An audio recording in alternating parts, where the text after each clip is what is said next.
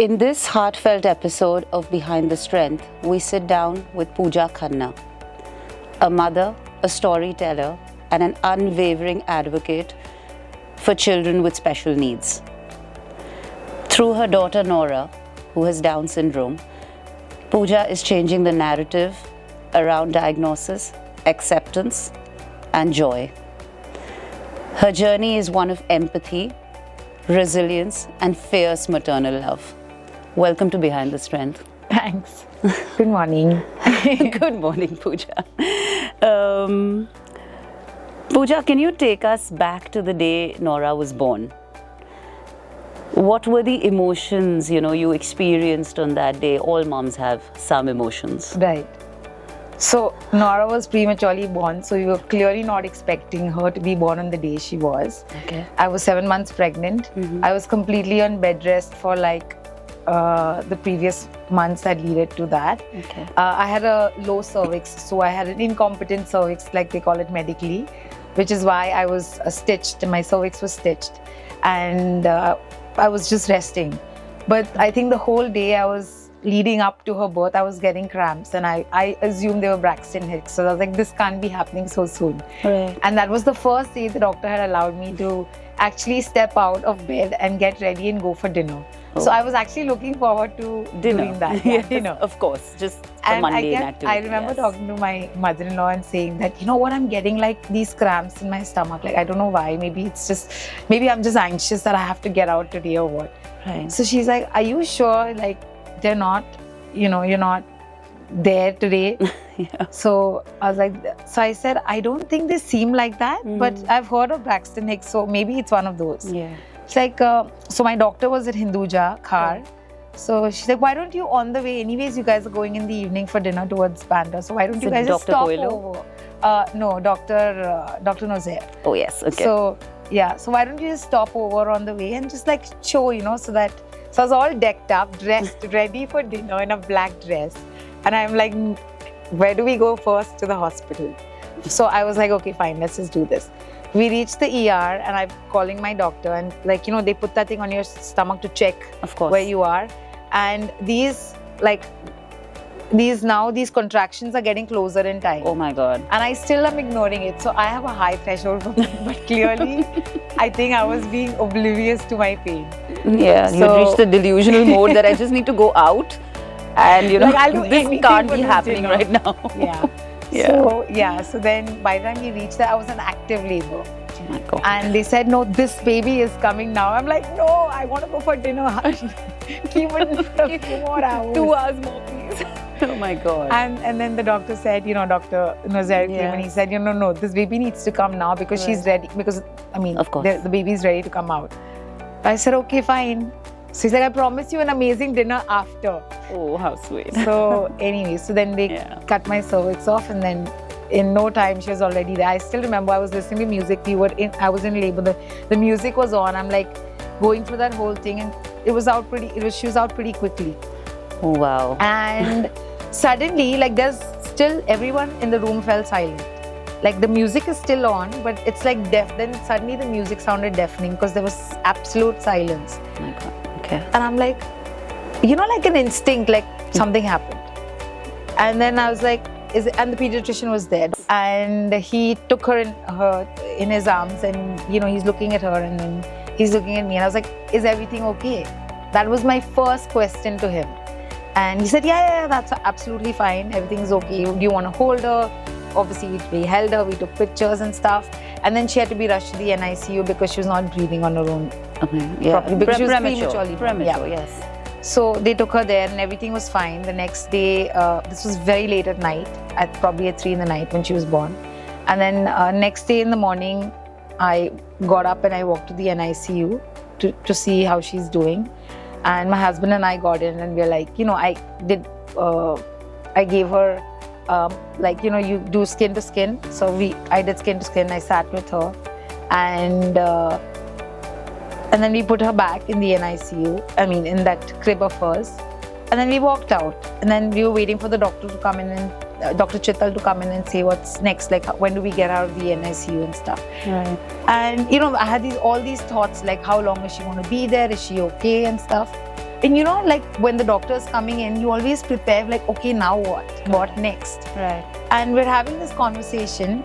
I'm having this conversation with my husband and I want to get my mind off. So we're like thinking who's going to name the baby now. And I'm like, listen, I've birthed a child. I am going to name the baby. The name was very clear in my head. So I had already decided like she's going to be Nora.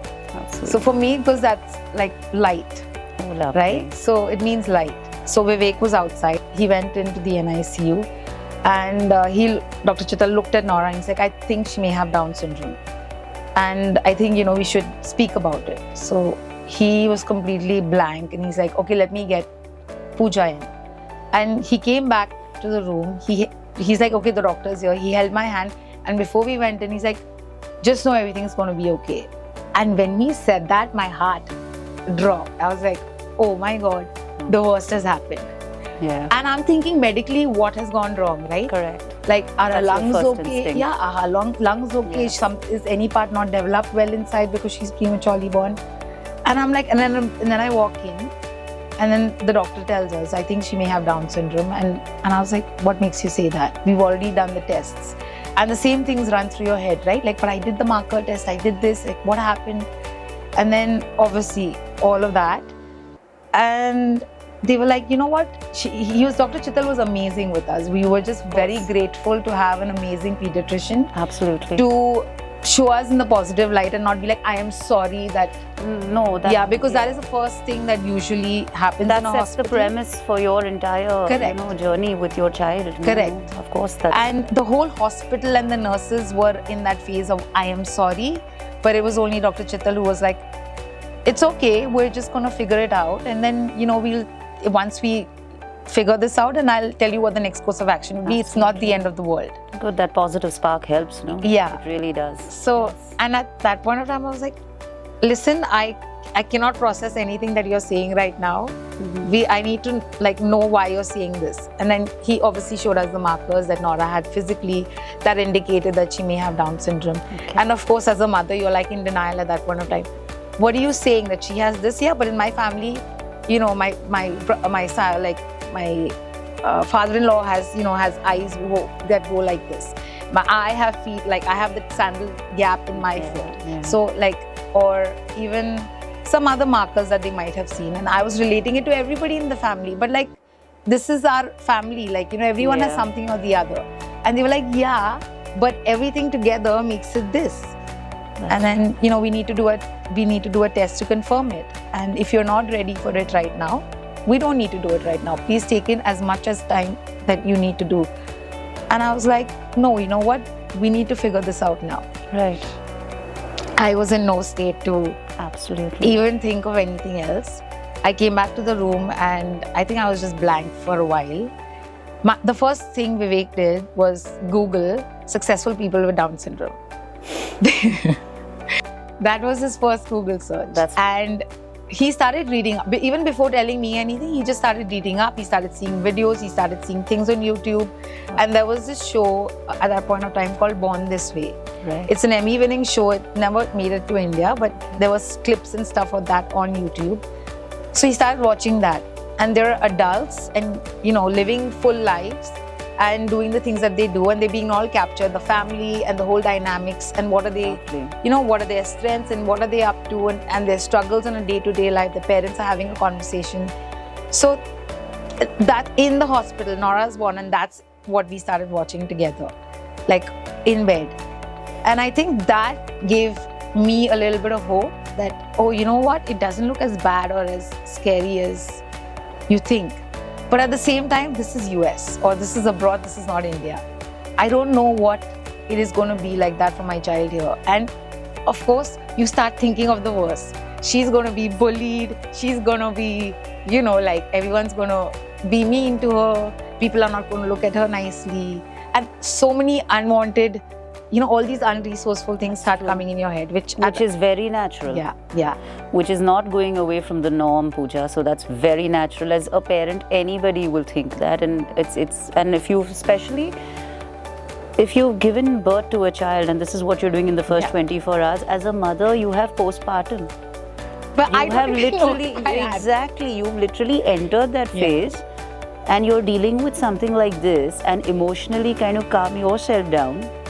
So that's a lot to take on, and kudos to you for that. Thank you. But I don't, so when someone asks me, did you have postpartum? I was like, You would have I seen don't through even it. know. You wouldn't have realized I was it. like, I don't even know whether I had Precisely. postpartum or not, because I had so many other things. But when I'm talking about it, I'm talking about physically, internally, your hormones. Yeah. So many things that take place on Correct. the internal basis, and if you're dealing with something like that, Yeah.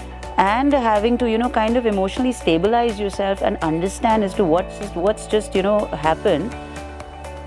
Also loving your child. I mean, it takes strength. I don't think I could, like at that point in time, there was no love. 2 months before we established that bond. You feel the love for your baby inside your stomach, because that is, your baby, and it's yours. And then suddenly you have, and that is a natural feeling for all mums, I feel. That the connection comes in much later when you're hands-on with your baby. Yeah. And when you see the baby reacting to you. That's exactly how I No, but I used I've been there. I used to always think I was the only one, and I used to feel, and I used to be like I used to feel so bad that she's not connecting with me because I am not connecting with her. That's true. Because That for you me, feel it. For me, maybe again, yes, it could be a part of postpartum, but at that point of time, for me, it was like I'm only seeing the diagnosis. I'm not able to see her.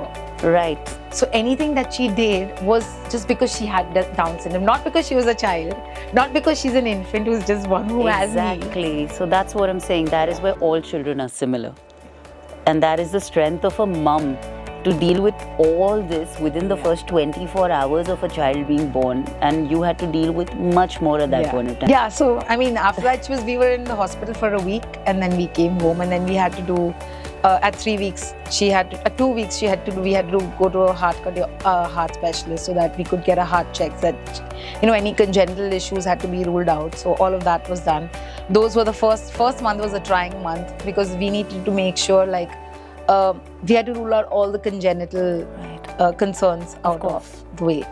And then I was very, very fortunate, because my family was amazing. Yeah. I mean, they were dealing with their own trauma of not having what they imagined them to have their grandchild. Or the grief for me as a mom was different. The grief for him as a dad was different. The grief for the grandparents was different. But nobody expressed that.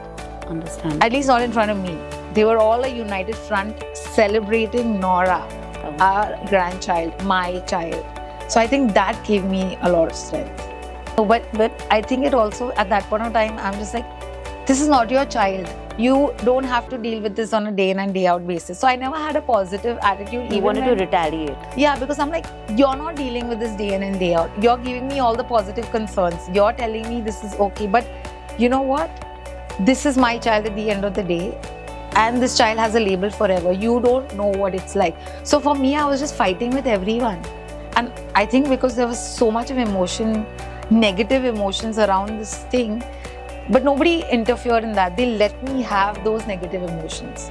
That's the only way you would have released it. Probably, yes. It happens.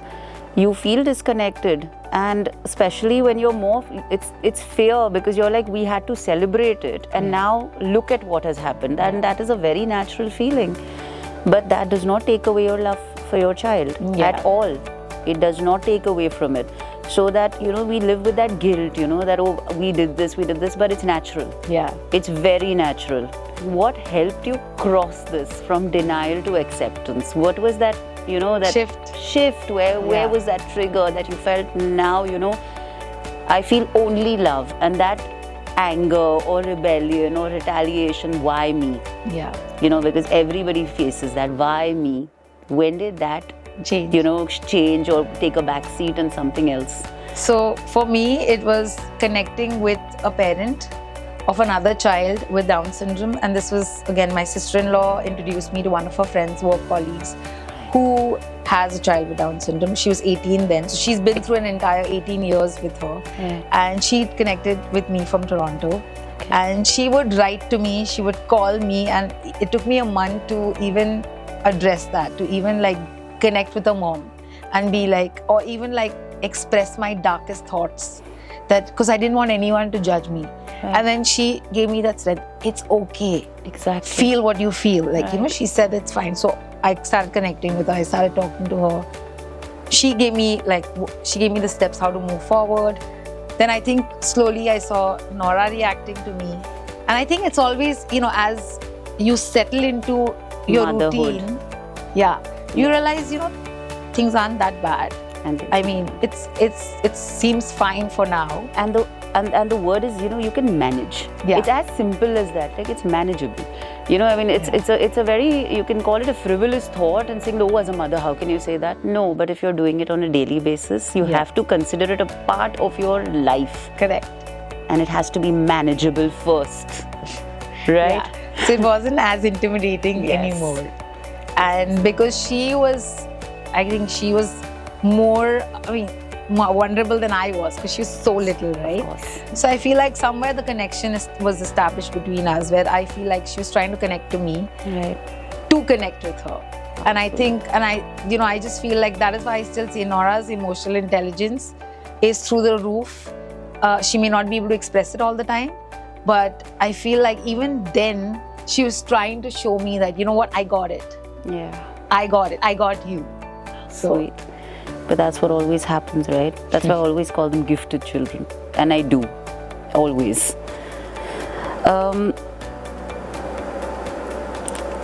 You've shared how your husband chose to look up success stories. How important was that shift, in perspective in building your own strength? I think that was a very good start for us. Yeah. Like a very positive start. I've heard a lot of stories around I'm sorry, our own hospital at that point of time, Karen Duja was absolutely like, I am sorry, and there was no celebration, there were no balloons outside our room. In that ward, there were balloons outside every room except our room. Oh my God. So they usually give a cake to the, to the Yes, room. I We didn't was get at that. Karen Duja Yeah, as we well. didn't get that. So I was like, why? So obviously she was not welcomed, right? But that's... Yeah. And then when you have that, and then you also have, if we only had that, then of course I would walk away with a negative. But then you had Dr. Chittal. And then I had Dr. Chittal, I had my entire family who, when like, you want balloons, they set up the whole room with balloons. That's lovely. So, don't you worry, we're going to be there, because who matters is like, we matter at the end of the day, not people around who don't value what the gift that we have. So, and that's absolutely fine. So I think that... And it's life at the end of the day. Yeah. That's it. That should be celebrated. Yes. Absolutely. I don't think there should be any distinction in that. Correct. So I still have parents, I still have moms or pregnant ladies who message me like, I'm pregnant, how did you not know? And this is like, don't take it otherwise. I just want to know like what tests should we be doing more, and like, I'm scared of this, and I think it's such a personal journey. So I am pro-life. Right. I'm always like, you decide. Yeah. But at the end of the day, I'm not someone who can say that this is the choice that you should be making, or this isn't the choice. I don't know what the right thing is, but like, it's personal. It's so personal, yeah. Like, maybe also my narrative has changed because I have been through this. Right. My perspective in life has changed because I have been through this. Had I not been through it and had gotten to know pre-Nora was born, maybe I would have been like, no, you know what, I'm not ready for this. Because I would have not known. So somebody asks me that question, like, would you have kept her? Right. I said, actually, I really don't know. But I assume the way I was back then, I would have probably said, no, you know what, I can't handle something like that. But I guess you really don't know your strength until you are faced through those situations. Absolutely. No, it's not, as I'm saying, it's not something to be even judged. You get a lot of judgment for even saying all this. You get so much flack. Like, how can she say this? Be there. Be in a person's shoes, face those emotions, face all the changes, and yes, maybe even anybody on the opposite end would say the same thing. They would just not voice it. They might just feel it. Yeah. I had to just be vulnerable because I feel like that landed up being my strength. From early interventions to daily therapy, how did you adapt to Nora's, evolving needs? So we started therapy with Nora when she was 3 weeks old, because I was guided very well about early intervention, and that is something which is missing in our system. Absolutely. So, but because I had someone who guided me not from India, I was given the importance. I was told why it was important, again by another parent. So if it had come by probably say somebody else who wasn't aware of it, or even say randomly, like if somebody told me this is what you should be doing, I don't know how much I would have received it. Correct. But because it came from someone who's been through the whole thing, Right. I received it much better. I'm like, okay, you know what you're talking about. That's, yeah, always, And yeah. you know the struggles that I'm going to face, and you're preparing me for those as well. And you're giving me a heads up that if these things happen, it's fine. If you're still struggling, because I was still learning to cope with the diagnosis, but I didn't want her growth. Like, I didn't want to get in the way of her learning. So I was like, okay, I'm going to keep my feelings aside for the evening. During the day, I am just going to switch off my brain and do what needs to be done, because I literally compartmentalize. You have to. This is the time that I can vent. This is the time where I need to take action. And yeah, and also I think it was so beautifully done and synchronized because I had my family. I cannot stress the importance of having your family or a village that can support you. You cannot do it single-handedly. No one can. No one can. You do need a very, very, very strong support system. What were some of Nora's milestones that moved you or surprised you? Was there anything that... So, like, every milestone for us was big because we were always leading up to it for months before she actually did the milestone, right? Because, and again, for us, that's what the small things, if a neurotypical child in their early months rolled over, like, oh, you know what, the child rolled over, oh, what, great, the child sat, and today they did this, or today they did that. Yeah. So, because it's something that happens, it's such a natural transition. Correct. But for us, oh, you know what, it's a checklist. We have to help her learn to roll over. So we're going to start doing this at therapy. So it's very clinical, right? Right. But the thing is, it still doesn't take away from the joy when it actually happens. Because you're just like, she worked so hard. So she worked so hard to be able to learn how to stand. And I still remember the first time she learned how to, like, we put her straight. She was like I think 13 months old or something, and she had never had never stood up on her own. I mean, she still wasn't, but we needed her to feel what that feels like. Right. And so we held her, and I was taking a video, and she's standing, and I see this exhilaration because she is understanding what she's doing, right? And she's screaming like she can't believe that she's actually doing that. God. And I still remember the first time that she walked. She was 2 years old. So obviously she understands, like, a child who's 1 will not understand what their milestones, right? Not. At 2, when she stood and she's walking, she's actually like, can you see I did that? Like, I'm actually doing that. This is something new. Wow. So she was able to comprehend her own milestones. And Absolutely. I think that for me was amazing, and she still does. It's like you're enjoying the energy that she exudes when she herself gets, Yeah. I think it's more her surprise rather than yours now, I feel. Yeah. And also, she knows what all she's worked towards to be able to do that. And even now, when she's doing the things that she does at, like at swimming or at gymnastics and stuff, because of her number of failures to be able to do those basic things, that resilience that develops through knowing that this is going to take, say, a year or whatever, that patience is there. Like, I don't have to be like, or I don't have to help her, like, it's okay. I don't have to be like, it's okay, you'll do it.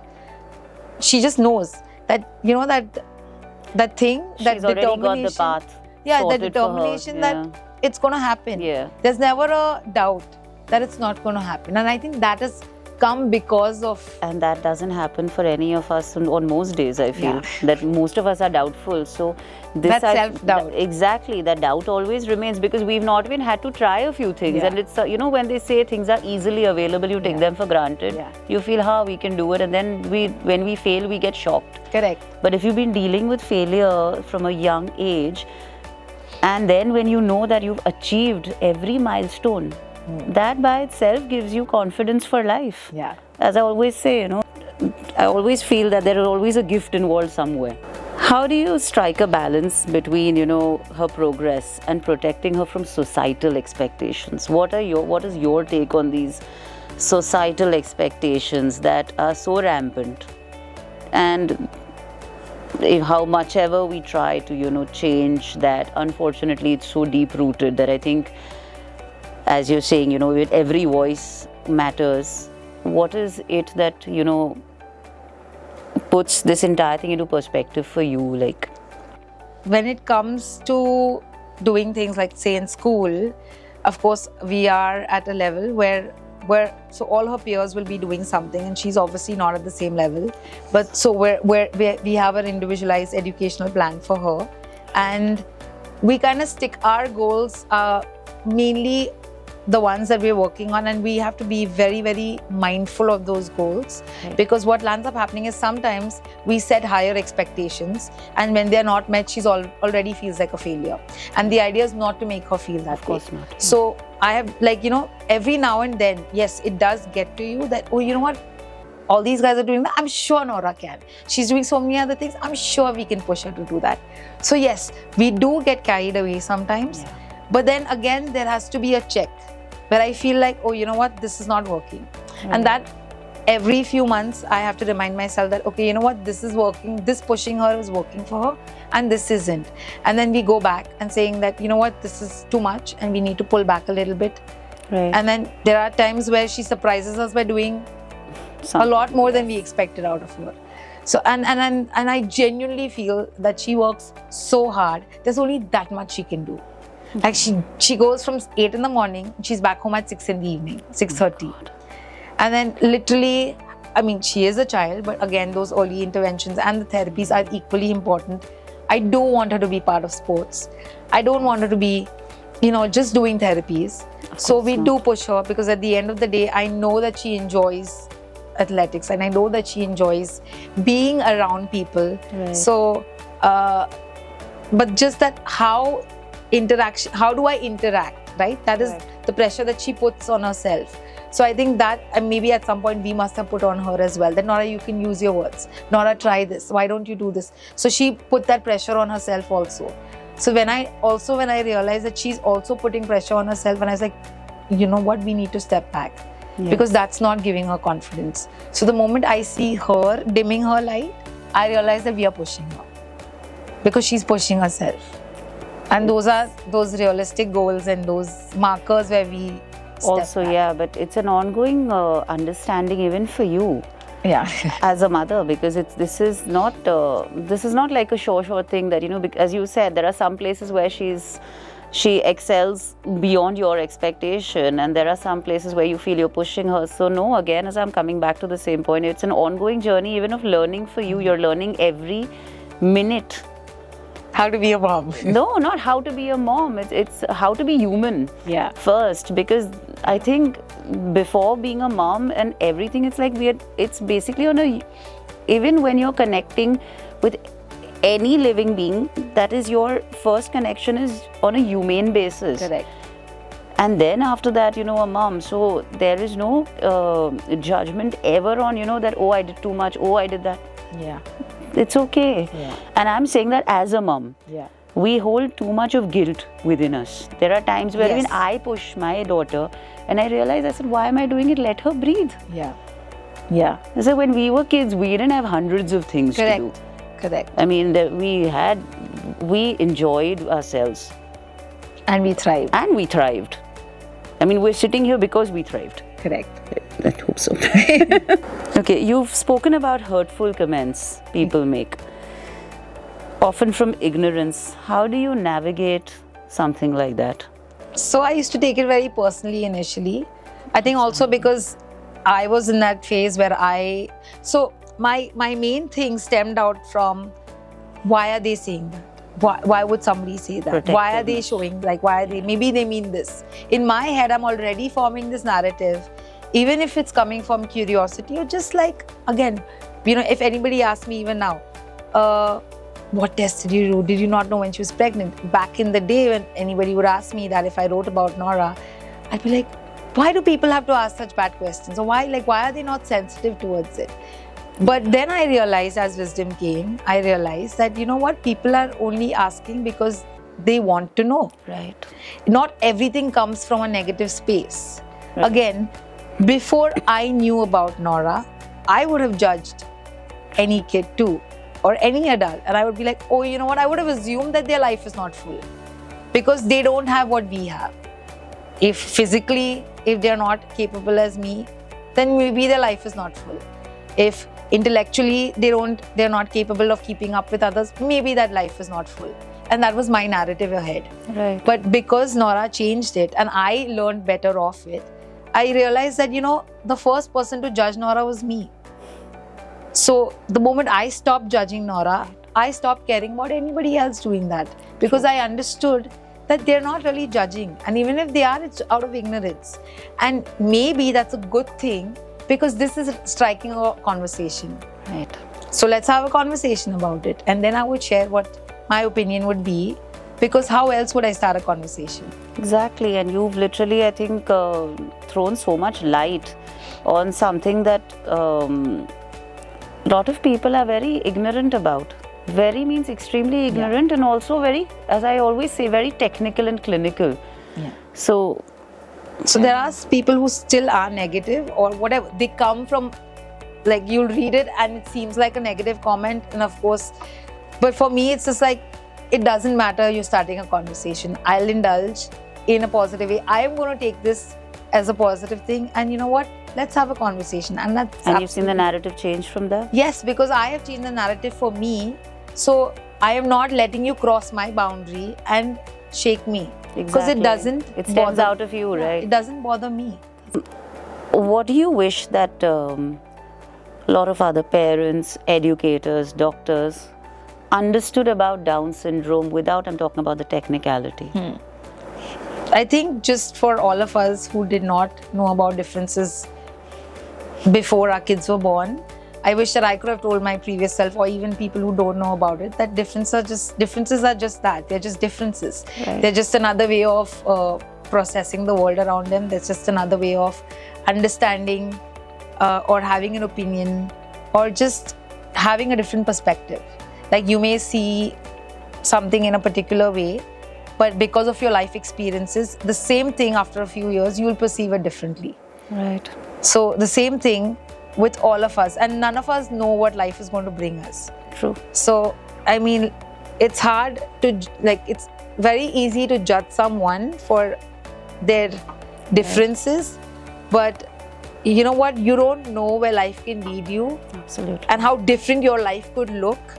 And you want to be open to differences, because that's how you're going to be open to receiving everything in life. Yeah, I think because we became open to receiving, we started seeing the better of it. Absolutely, because you never know when the tables turn, so you have to be at least open to understanding something in life without judging it. Yeah, I feel like you don't know what life is going to throw at you, whether they're good things, whether you perceive them as good or bad. I mean, there could be things that happen, and then there could be things that happen in your life. It's how we perceive it, good or bad. Right. So if you're open to things, automatically anything that's thrown at you, you may not always perceive as bad. Correct. A change may not be perceived as bad, as long as we're open to it.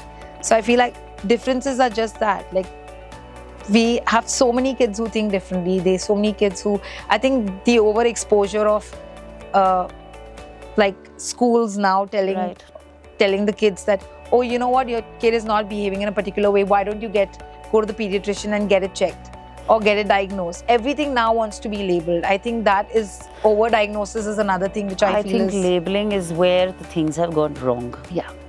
So it is better to stay away from labels and to keep kids, schools especially, from even parents or doctors, as you said, that you were not celebrated.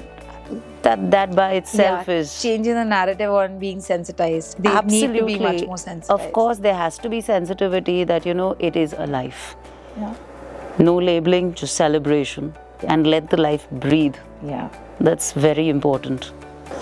What compelled you to share your story on social media? So Nora was a month old, and I was literally looking out for people who I could connect with. Yeah. Like-minded people who could show me the way, people who could just guide me through. So I was like, if I don't know who to reach out to, maybe I can write about it and somebody who sees this can reach out to me. Right. In the meanwhile. So that was purely selfish for people to reach out to me. and be like, it's okay. Why not? If you can help yourself while helping others, I think it I don't works. think the intention was helping anybody. No, The but intention was it just ended up happening like that. It worked out for the benefit of other people as well, so why not? Eventually. Eventually, yes. How has choosing to take a sabbatical, shifted your bond, your daily rhythm as a family?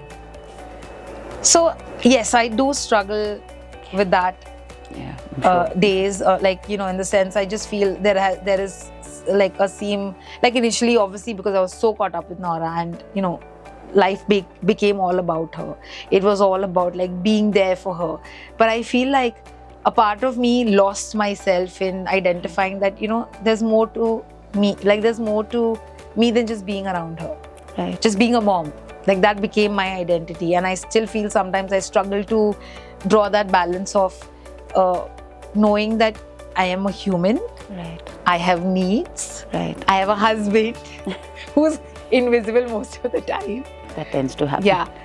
But so I was very open and vocal about us going and having couples therapy as well, because we've been through our own journey as well. So together with her, we were great.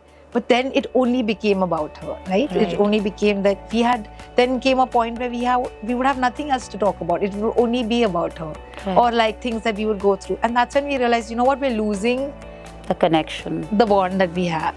And then we wanted to work on things. And then slowly, of course, we keep working towards that back and forth. But at least now that we make more conscious mindful effort. Mindfully we work on that. So, I mean, that has been a conscious and mindful decision. Me trying to, go out and engage and give her that space as well, and take that space also has slowly, I think, and that has happened very naturally, organically. It's not intentionally. I wish I had made that. But even though it happened organically, I am so glad I saw that this is, this has happened, but look, she's growing. Her life isn't over. Yes. She's still thriving. So it's not that I have to be there, a part of her life every single minute for her to know how to thrive. So you can have simultaneous development, let's put it that way. I mean, for you, it's much more than just development. For you, it's internal peace as well at the end of the day, isn't it? Correct. Too often, people offer sympathy based on medical labels, but that's not what mothers are really seeking, are they? I mean, no mother wants sympathy. Yeah. As you said, it takes a village. You need support. Right. So, what kind of support do you think that mothers truly need? I think when someone wants to vent, and I think that's all mothers, just listen. Nobody's asking for advice. I just want to listen. I mean, that's what I usually do. Because when I was talking, I didn't want anybody's opinion. I just wanted them to listen. My mom would come and listen. My mother-in-law would come and listen. They never offered any advice because they all knew that I needed to let it out. And I think sometimes that's the best therapy. Yeah, without being judged. Yeah.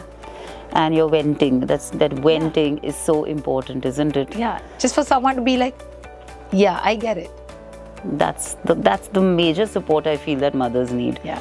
And of course, on a daily level, like, when you're handling a child, you do need that kind of support as well on a physical level, because I mean, there's as much as a mom can do at the end of the day, especially if you're a working mom, or I don't even think it's a working mom. I think a stay-at-home mom also has a lot of stress because you're there 24/7. Yeah. There's no break. There's no break at all.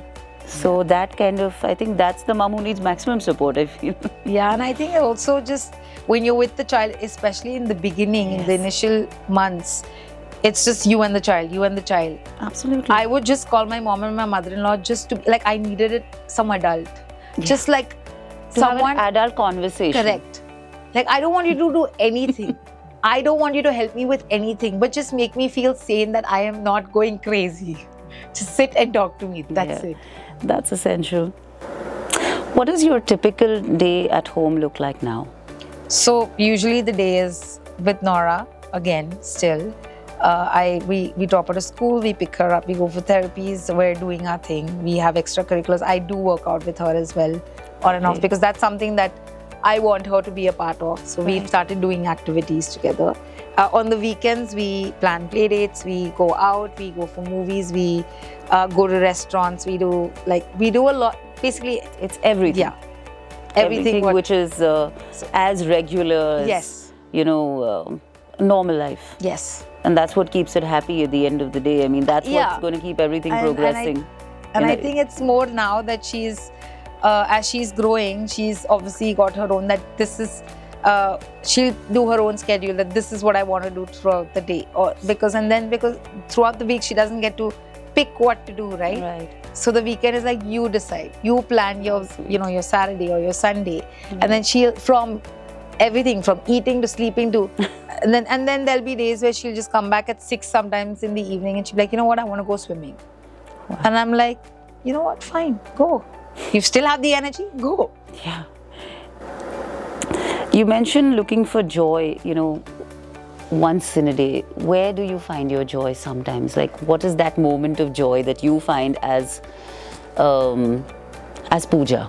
So I love to learn new skills. Wow. For me, that has kept me going. Growth is very important, because I stopped growing after Nora was born. Of course I grew, but I just felt like, for me, the way I wanted to do, I couldn't, because I couldn't work. Right. So I felt like I had no growth. I had no identity. So I was like, I need to learn. So I pushed myself to learning new skills. Correct. Whether it is, again, writing that came naturally to me, which I didn't even know I could do. So I started writing. Then came physically, I love being physically active. So I pushed myself to learn new things. Nora was learning swimming. I had not learned swimming for 40 years of my life. I was like, you know what? This is what I'm going to learn. Because I don't want my anxiety to go to her when we are around in the water. Because I'm petrified of water. So because of her, I learned swimming. Yes. Yeah. Then I love to do monkey business. I love climbing the ropes. I love going hanging upside down. I love doing things which make me feel alive. Wow. So, and these are things that I realize that she likes too. So those are things that we do together.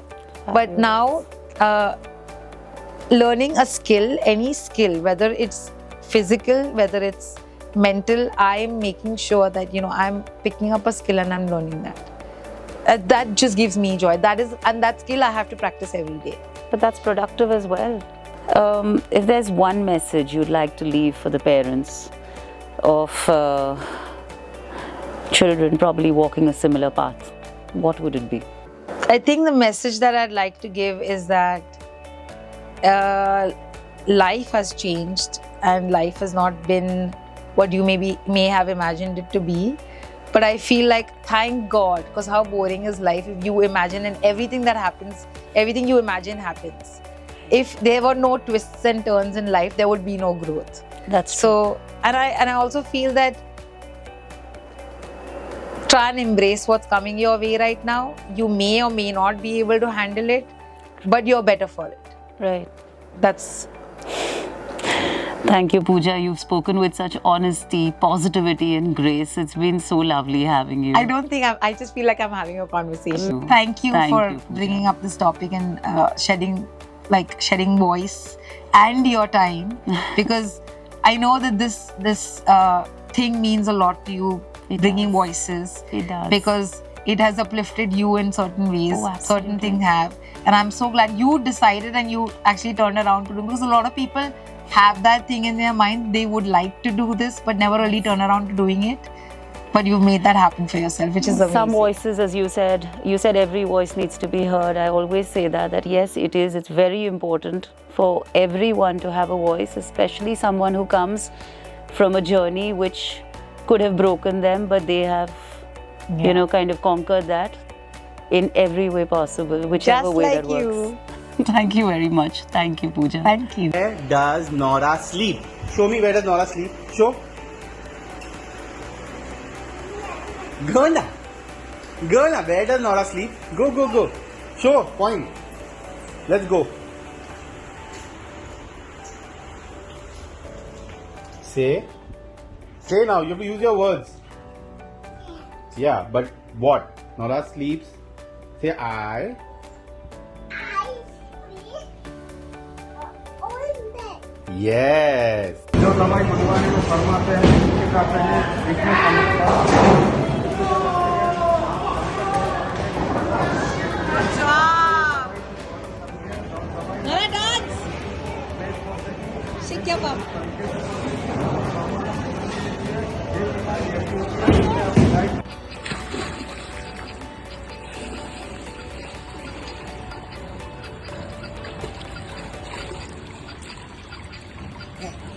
Good job. Come on, come on. Yes, I'll send it to Mama. Come.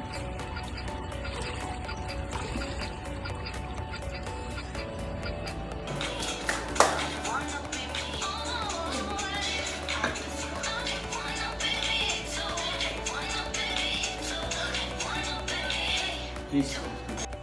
Let's go.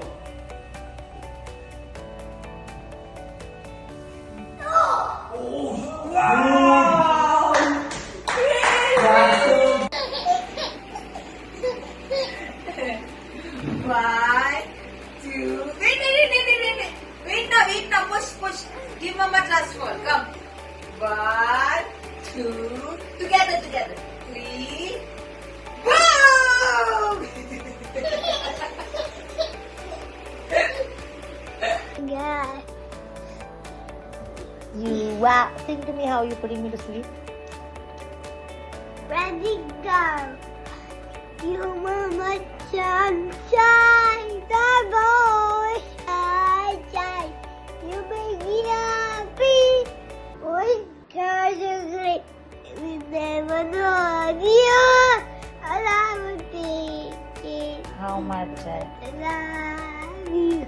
Please don't take my time away.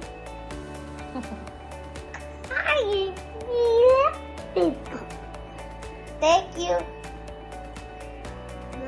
Mama, click.